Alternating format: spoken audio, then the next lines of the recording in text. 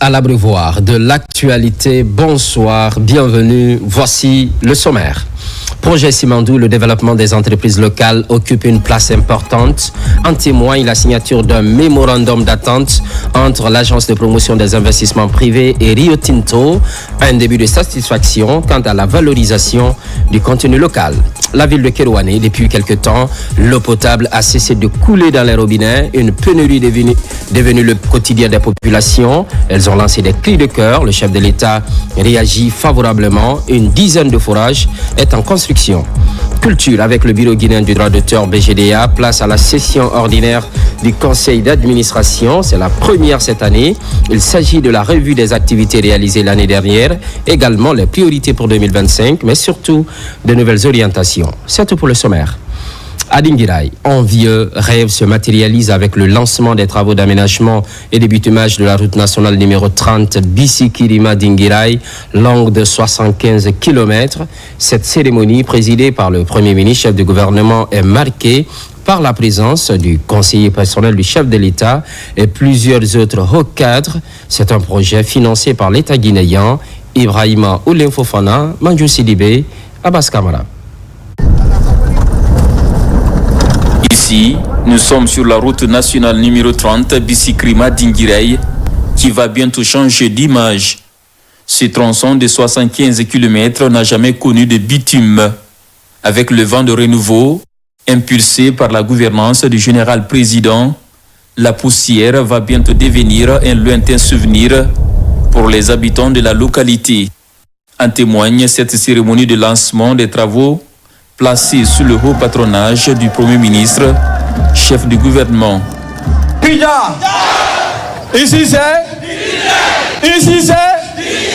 c'est du 100%. 100%. 100%. Le général Mamadi Doumbouya, c'est la solution, n'est-ce pas? Ça fait 65 ans on cherche une route, on n'en avait pas eu encore.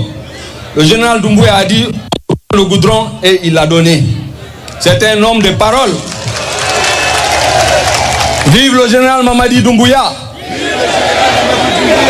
Ce jour est sans doute l'aboutissement de plusieurs décennies de prières et de sacrifices sans cesse consentis par les vénérables sages de la cité sainte de l'âge Oumar Tall.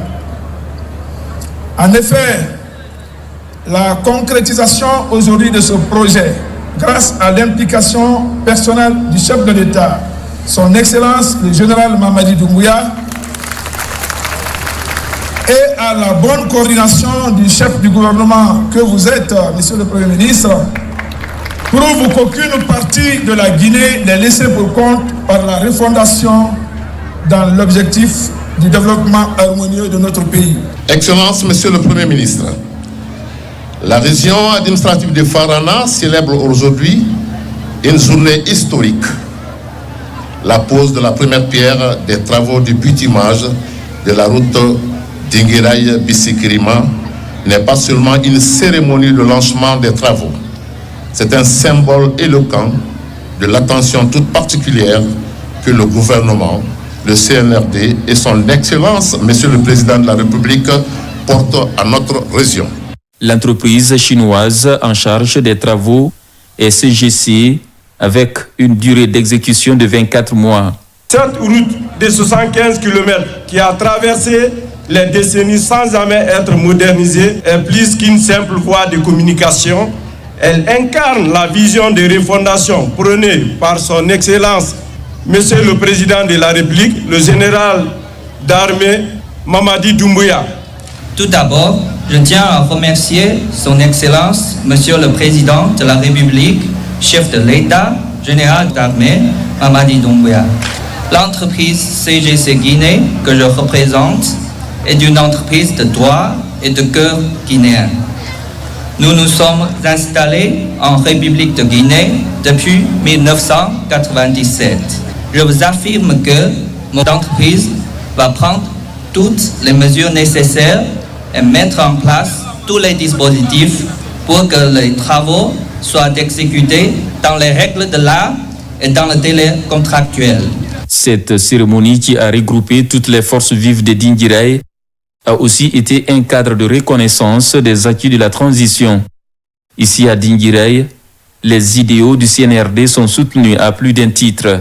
C'est un événement historique qui a marqué toute la population, quand bien même il fallait présenter, manifester notre solidarité, manifester notre joie vis-à-vis de son Excellence, Monsieur le Président de la République. Aujourd'hui, nous sommes tellement contents, les mots nous manquent. Honnêtement parlant, parce que l'événement qui s'est passé aujourd'hui là, on a attendu ça il y a plus de 60 ans. Le ministre chef du gouvernement est accompagné à Dinguiraye par plusieurs hauts cadres de l'État. L'occasion pour Amadou Ouriba d'éclairer la lanterne des populations de Dinguiraye sur la vision du chef de l'État en faveur d'un développement harmonieux. C'est un immense plaisir aujourd'hui d'être avec vous pour le lancement du bitumage de la route Bissi-Krima Dinguiraye. Je sais que vous avez attendu très longtemps. Vos parents, voire même vos grands-parents ont rêvé de voir cela. Donc, grâce à Dieu, ceux qui sont vivants aujourd'hui et qui voient ça peuvent penser à tous les anciens qui ne sont pas là aujourd'hui. Donc, on doit remercier Dieu de ses bienfaits. Ce bitumage est l'œuvre avant tout de la décision personnelle du président de la République, le général d'armée Mamadi Doumbouya, lorsqu'il vous a fait la promesse que la route sera faite. Et la route est en train d'être faite. Donc, à cet égard, je transmettrai vos remerciements à sa personne et à son dévouement pour la cause des populations guinéennes. C'est très important, cette route. Ça traduit dans une large mesure le désenclavement de Dinguiraye. C'est très important pour Dinguiraye parce que vous êtes une zone particulièrement connue de par le monde. Et s'il y a des difficultés pour venir à Dinguiraye, il va de soi que ça ne faisait pas l'honneur de la République de Guinée. Cette route, qui a 4 ouvrages de franchissement, relève de la vision du général président Mamadi Doumbouya. Une idée qui va en droite ligne du programme Simandou 2040 pour faciliter la mobilité en offrant du confort aux usagers. La commune de Kaloum, avec les travaux d'embellissement initiés par le ministère de l'Urbanisme, de l'Habitat et le gouvernorat de Conakry, carrefours giratoires, boulevards et avenues donnent une image reluisante. Ils portent les noms des grands serviteurs de la République. Abdul Khalifa Keïta, Aboubakar Junior Kamara. L'architecture de la presqu'île de Kaloum a changé de physionomie depuis l'avènement du CNRD. Les routes reconstruites, les caniveaux sont agrandis et approfondis et les artères et trottoirs sont aménagés. Aujourd'hui, la commune de Kaloum présente une image reluisante. L'état de la ville aujourd'hui, c'est magnifique. C'est magnifique, très magnifique. Et avec la poussière, la boue, l'eau salée, n'importe comment. Il y avait de la pagaille, mais à l'heure où nous sommes comme ça, vraiment c'est mieux. Depuis Sabogoro, vraiment FIFA et tout. La ville a changé. Nous avons interpellé nos amis de suivre le général Mamadi Doumbouya. Nous sommes contents pour cette route. Nous sommes embarqués déjà dans cette pirogue de bonheur. Avenue de la République, boulevard Ahmed Sékou Touré, boulevard Général Lansana Conté, Teli Diallo ou Haya Rabiatou Sira Diallo, pour ne citer que cela. Chaque avenue est identifiée aujourd'hui au nom d'un fils digne qui s'est illustré dans l'histoire de notre pays. Est notre symbole de notre indépendance assumée et assurée. Avant, je ne connais pas le nom de Hadjama Foli. Aujourd'hui, je connais le nom de Hadjama Foli. Avant, je ne connais pas l'ancien Conté, mais aujourd'hui, là, je connais l'ancien Conté. Grâce au président Mamadi Doumbouya. Merci. De la place des Martyrs au carrefour giratoire, chaque partie visible de la commune de Kaloum attire l'attention des visiteurs. L'hygiène est de mise afin de donner une belle image à la commune mère. Je suis né à Kaloum. Dieu a fait que j'ai vu un peu le temps de Sékou Touré et le temps de Lansana Conté. Et aujourd'hui, on ne peut que remercier le général Mamadi Doumbouya. Le fait qu'aujourd'hui, vraiment, on marche aujourd'hui, même pieds nus, sans avoir des poussières sur les pieds. Grâce à lui, ça se passe sans commentaire. Le goudron est partout à Kaloum. Vraiment, on ne peut que le remercier. Avec le projet de construction des voiries de la ville de Conakry, plusieurs quartiers présentent déjà une belle image, ce qui garantit un cadre de vie décent pour les populations de la capitale. Partenariat entre l'Agence de promotion des investissements privés et Rio Tinto. Le mémorandum d'entente signé entre les deux parties doit favoriser le développement des entreprises locales dans le cadre du projet Simandou. L'accord s'articule autour de plusieurs axes stratégiques. Le point avec Abdul Karim Kamara. Depuis un bon bout de temps, la création d'entreprises, notamment les PME, va crescendo en Guinée. Vu leur apport non négligeable à l'économie locale, il est nécessaire de porter la promotion des investissements et du développement des entreprises locales dans le cadre du projet Simandou. Une stratégie soutenue désormais par un mémorandum d'entente entre l'Agence de promotion des investissements privés et Rio Tinto, Guinée. On a souhaité, autour du corridor Simandou, d'avoir des PME beaucoup plus compétitives. Donc on veut lancer un programme pilote avec Rio Tinto pour avoir justement une accélération des PME, qu'elles puissent à la fin bénéficier de financement. Notre ambition n'est pas seulement de développer la mine de Simandou. Comme vous savez, le gouvernement développe en ce moment la vision Simandou 2040 sous la vision du chef de l'État. Ce programme a l'ambition de transformer la Guinée. Et Rio Tinto estime qu'en étant un acteur majeur dans le secteur minier, nous pouvons accompagner cette dynamique-là.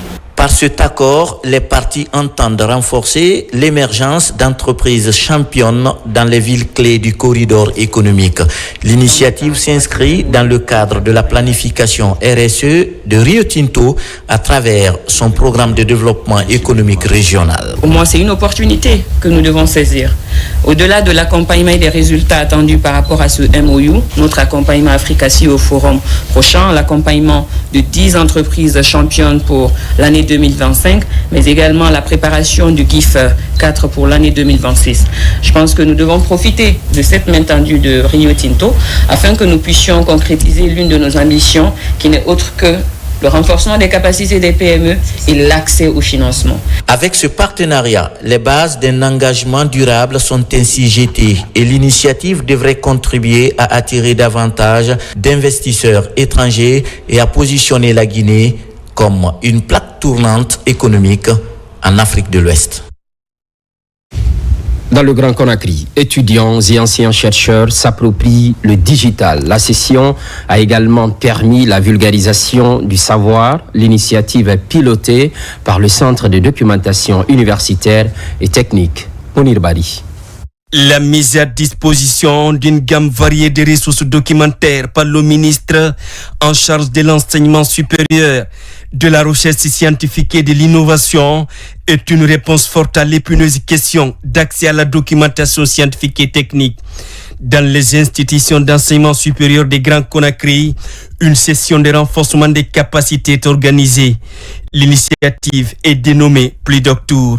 Elle est exécutée par le Centre de documentation universitaire scientifique et technique qui s'active d'ailleurs dans la vulgarisation des outils digitaux. En réalisant donc ce projet d'envergure nationale, Monsieur le ministre entend apporter un appui concret à la qualification de l'enseignement supérieur par la mise à disposition d'une gamme variée de ressources documentaires. Vous trouverez donc sur Plidoctour les ouvrages, les revues scientifiques, les articles, les thèses, les mémoires, couvrant tous les domaines du savoir. C'est une très bonne initiative parce que ça nous permet en tant qu'étudiants guinéens d'avoir accès à des documents qui ne sont même pas dans nos bibliothèques et ça c'est un très bon avantage pour nous en tant qu'étudiants. Cet outil de performance permet d'offrir une documentation de qualité. Ce dispositif est mis en œuvre en faveur des étudiants. La plateforme unique de documentation PLUDOC fait partie de nombreuses innovations introduites ou en cours d'introduction dans notre système d'enseignement supérieur et de recherche scientifique. Les générations actuelles d'étudiants ont l'obligation de saisir toutes ces opportunités pour cheminer vers l'excellence académique et professionnelle. La mise à disposition de la plateforme unique de documentation contenant 2 millions de ressources documentaires traduit l'engagement des autorités à faire en sorte que l'enseignement supérieur guinéen soit qualifié. Cette session de remise à niveau sera élargie à tout le Grand Conakry, mais aussi à l'intérieur du pays. Et puis, cette autre session à Kissidougou, elle profite à des travailleurs de 5 stations de la radio rurale de Guinée. Durant 10 jours, ces journalistes, animateurs et techniciens seront outillés en technique de reportage sur des sujets liés au changement climatique et surtout la production de contenu. C'est une initiative financée par le projet OCP des droits marocains. Ibrahima Oulenfofana. À Kissidougou, ce sont des agents de 5 stations de radio rurale qui bénéficient de l'appui de la fondation OCP. Cette formation touche principalement les journalistes, les techniciens et les comptables de ces stations de radio. En 3 séances, ces agents locaux vont renforcer leurs capacités en matière de traitement de l'information, à l'utilisation des logiciels de diffusion et à la meilleure gestion des ressources financières. Et c'est la concrétisation du souhait du chef de l'État de renforcer les capacités des journalistes pour que ces journalistes-là deviennent des vrais acteurs de développement. Un journaliste mal formé, au lieu d'informer, désinformera. Et ce n'est pas ce que nous souhaitons. La radio rurale de Guinée, en partenariat avec la fondation OCP, a tenu à ce que les radios rurales soient outillées à vulgariser les bons messages auprès des populations à la base. Ce partenariat entre la fondation OCP et le ministère en charge de l'information consiste à former ces acteurs à plus de professionnalisme dans le traitement de l'information. Les techniques de reportage sur les changements climatiques seront aussi abordées. La composante qui concerne les animateurs et les formateurs, donc je vais renforcer leurs capacités sur des questions liées à la couverture efficace des sujets en lien avec l'environnement et le changement climatique. Nous allons travailler sur des sujets et ils vont réaliser des podcasts ou des capsules sonores pour pouvoir informer leurs différents publics. Quand on parle de la radio rurale depuis sa création jusqu'à maintenant, il y a beaucoup de choses qui s'est passées et ce qu'on est en train de vivre maintenant avec nos consultants, c'est vraiment une chose de concret. Ce cadre de renforcement de capacité des journalistes, animateurs et techniciens intervient après la première phase qui consistait à appuyer les 5 stations en équipement de collecte, de traitement, de diffusion et en outils informatiques. La ville de Kerouané, depuis quelque temps, est confrontée à une crise d'eau potable dans les robinets. Je vous le disais un peu plus haut. Le chef de l'État général Mamadi Doumbouya répond à l'appel des populations de cette zone. Une dizaine de forages est en cours de réalisation. Fodé Bangali Fofana, correspondance. Cette ville de Kerouané était parmi les villes les mieux desservies en eau potable. Depuis quelques mois, elle est confrontée à une crise d'eau dans les robinets qu'elle n'avait jamais connue. Face à cette triste réalité, un appel pressant a été lancé à toutes les bonnes volontés, particulièrement au président de la République, général Mamadi Doumbouya et son gouvernement. Très attentif aux préoccupations de sa population, des instructions fermes ont été données par le président de la République au service national d'aménagement des points d'eau SNAP pour la réalisation d'une dizaine de forages dans les quartiers de cette commune urbaine de Kerouané.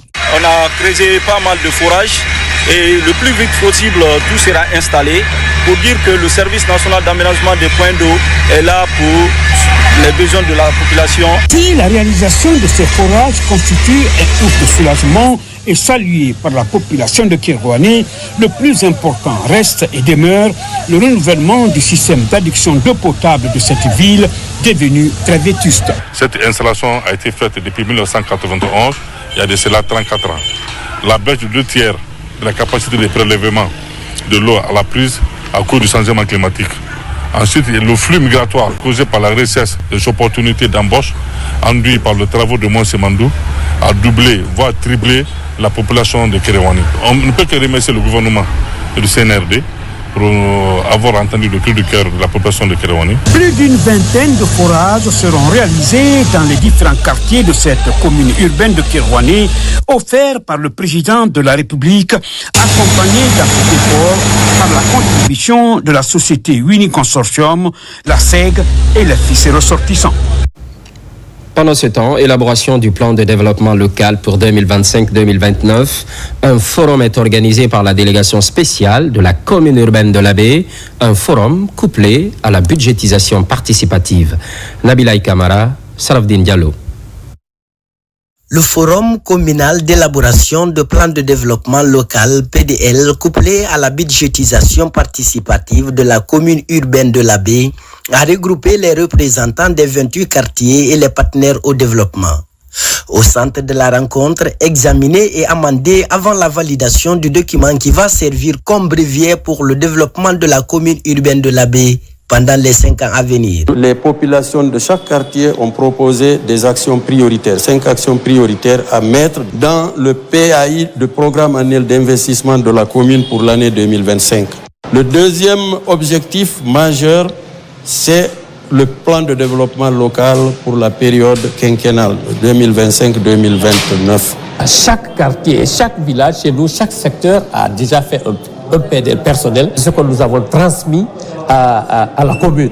Et la commune a rassemblé pour les 28 quartiers, c'est ce que nous sommes en train de déposer, faire une vote sur ça. Ce processus interactif participatif qui a été mené dans les 28 quartiers dans le couronnement de la tenue du présent forum pour pouvoir valider des actions d'intérêt communautaire identifiées par les populations locales a connu un succès. Nous nous réjouissons vraiment du travail qui a été abattu par les animateurs communautaires, le tout appuyé par les membres de la délégation spéciale de l'ABE, les services techniques déconcentrés pour parvenir à ce résultat qui du reste est très encourageant. Ça a été un document très participatif, l'approche participative a été développée et à l'arrivée, vraiment tous les représentants des quartiers se reconnaissent, se retrouvent dans les actions qui ont été planifiées dans ce PDL. Ce document qui a été harmonisé et présenté a tenu compte aussi des activités qui doivent être valorisées aux aspects du changement climatique et des autres actions pouvant satisfaire les besoins des citoyens de l'Abbé. Après quelques mois à la tête de la jeune Chambre internationale Koya à venir, les nouveaux dirigeants font le bilan mi-mandat de leurs activités. C'est au cours d'une assemblée générale. Il est question d'identifier les nouveaux défis pour davantage contribuer au développement local. Aboubakar Djabi, Souleymane Kondé. La rencontre regroupe essentiellement les jeunes leaders de la préfecture de Koya. Ils entendent encourager la réalisation des projets à fort impact social. Ce conclave constitue un moment opportun pour procéder à l'organisation de l'Assemblée générale de mi-mandat de la jeune Chambre internationale Koya Avenir. Ça a été un bilan satisfaisant, il faut le dire. Et les 3 mois, vous avez vu la présentation de tous les projets que nous avons eu à réaliser. Et il faut dire qu'à côté de cela, il y a beaucoup d'autres projets qui sont en réalisation. Donc je me dis que ça a été une réussite, même si le chemin est encore long. Cet exercice est une évaluation à mi-parcours des objectifs que nous nous sommes fixés au début du mandat 2025 et qui est traduit dans un plan d'action. Je vous encourage à continuer sur cet élan afin de faire de la jeune chambre Koya Avenir, la meilleure organisation de jeunes à Koya. Il s'agit ici de faire le bilan des activités réalisées pour impacter positivement les communautés à travers les initiatives citoyennes. Déjà, ces jeunes ambitionnent de réaliser des projets pour favoriser le développement local dans les différentes collectivités de Koya. Quand nous venons dans la jeune chambre, nous venons à la recherche de quelque chose.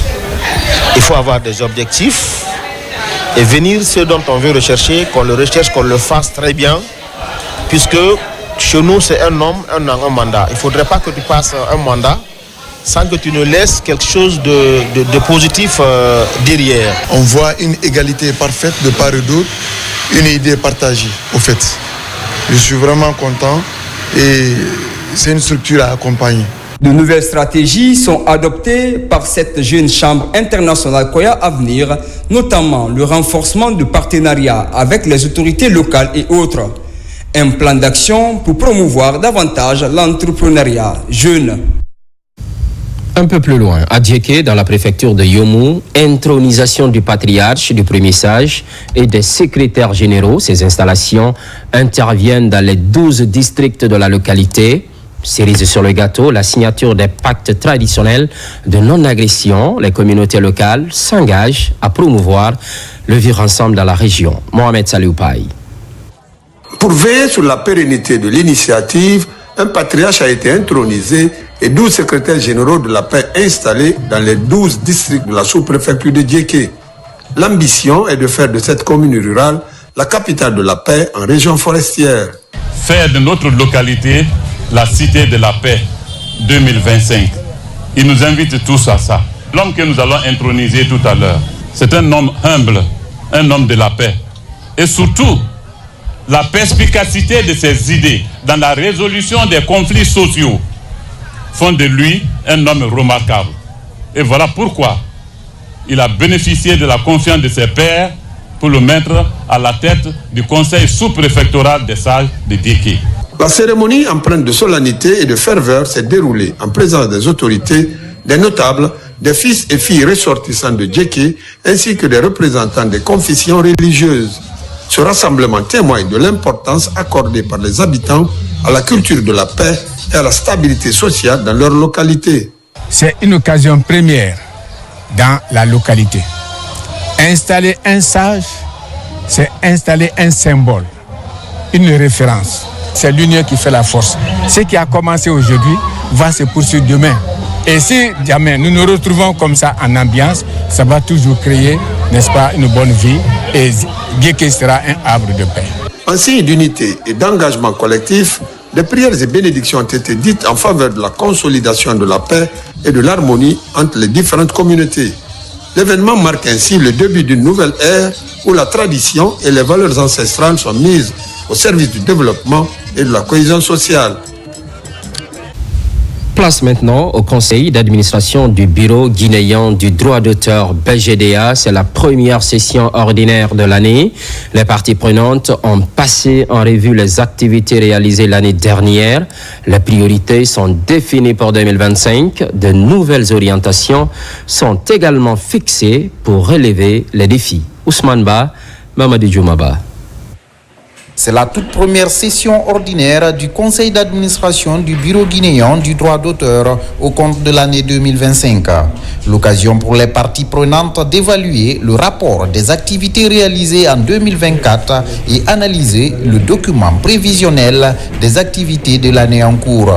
Il s'agit aussi pour le conseil d'administration de faire le constat si toutefois il y a conformité entre les orientations fixées et les résultats obtenus par la direction du BGDA. La session d'aujourd'hui portera essentiellement sur les activités réalisées en 2024.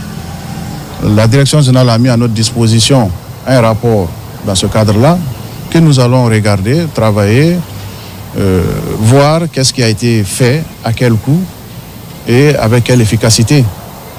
Le second point va concerner 2025. Comme vous le savez, toute action mérite prévision. Donc, il y a un document prévisionnel qui a été mis à notre disposition que nous allons aussi analyser, étudier pour voir si c'est c'est conforme aux orientations que le conseil d'administration donne à la direction générale pour mise en œuvre. Cette session ordinaire a permis à la nouvelle équipe dirigeante de procéder à la validation du plan de travail annuel et la programmation budgétaire 2025 du Bureau guinéen du droit d'auteur. C'est un sentiment donc de satisfaction, un sentiment de réjouissance qui plaide à la cause du Bureau guinéen du droit d'auteur, surtout de la nouvelle direction qui a su en 60 jours proposer au conseil d'administration un certain nombre de points dont l'essentiel est dans le plan du travail annuel qu'on appelle le PTA. La nouvelle équipe rassure quant à la transformation des résolutions du conseil d'administration en actions concrètes pour l'atteinte des objectifs qui sont favorables aux artistes ayant droit. Les programmes se poursuivent. L'actualité évolue sur la Guinée, notre paradis, terre de richesse et d'innovation. À très vite.